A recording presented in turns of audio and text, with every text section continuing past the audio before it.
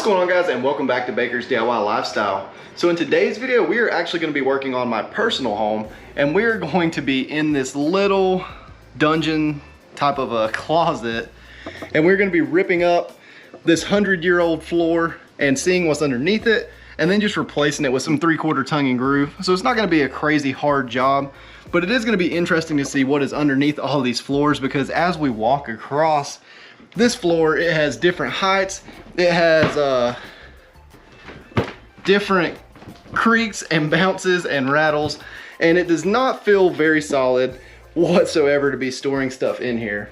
So our plan of attack is to go ahead and we're gonna bring up like 4 of the boards, go ahead and start ripping up some of the floor in one side, lay it down, and we'll just work from one side to the other and get rid of all of the junk on the way. Again, it shouldn't be a super hard job.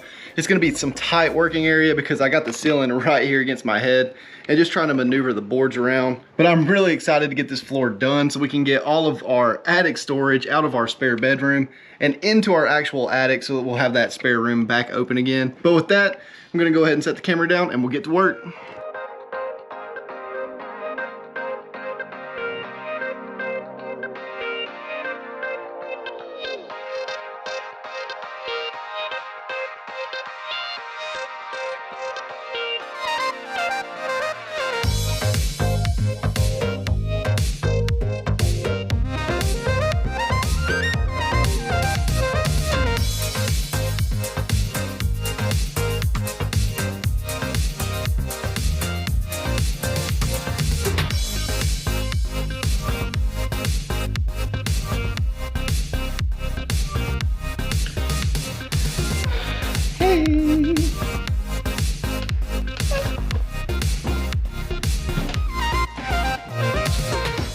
Alright, so we got some of this carpet and old vinyl flooring pulled back to where we can see what exactly was causing all the humps and bumps and soft spots in the floor.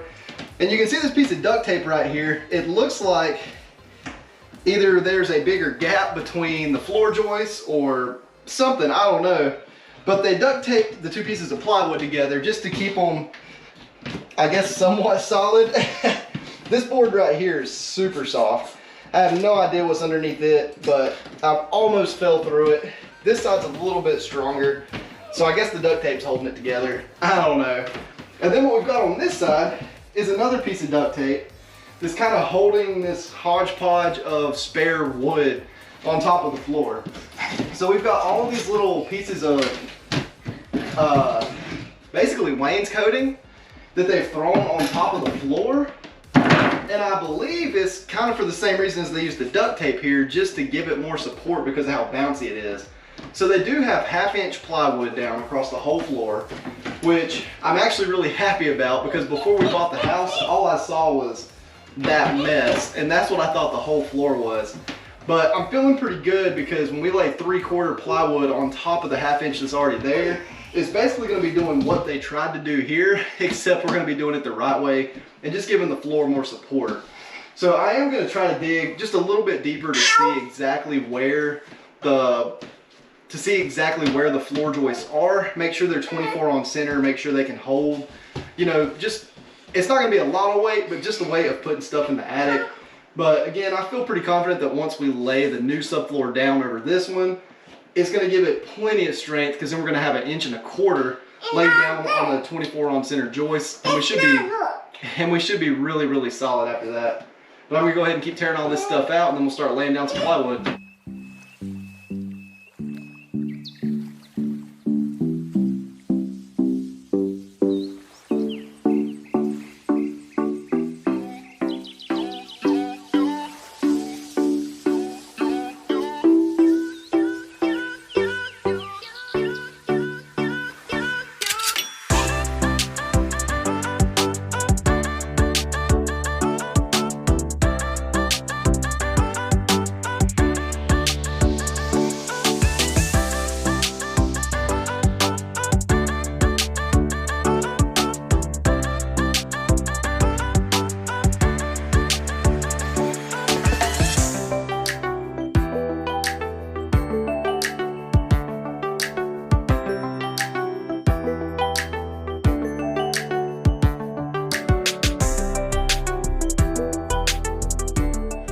All right, so we are down to our last few pieces right here. We've got 6 of them in. I've got 4 more left to finish that part of the floor. We're getting ready to make this cut around some of that HVAC piping there. So I'm gonna go downstairs, get that cut out and come back up, and hopefully we'll lay the rest of it pretty quick.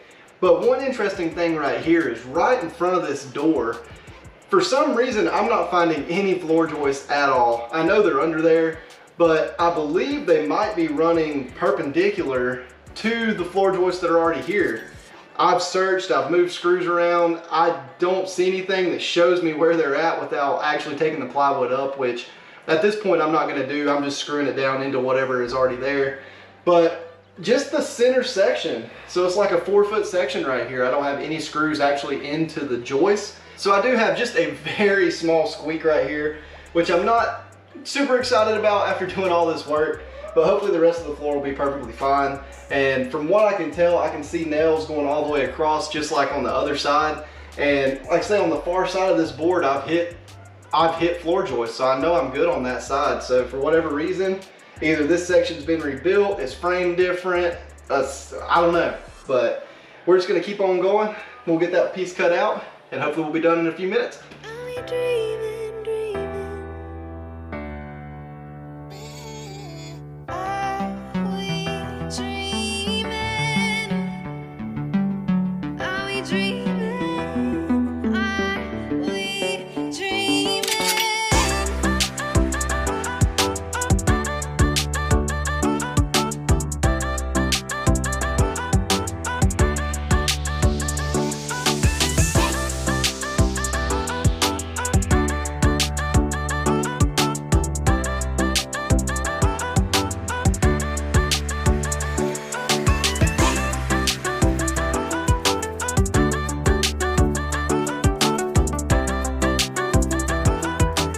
All right guys, so that is it for this project.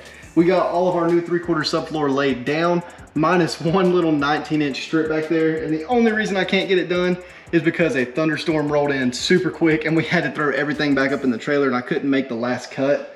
But other than that, everything came out pretty good. There was one other spot down here at the very end in the far corner that for some reason, I can't find any floor joists.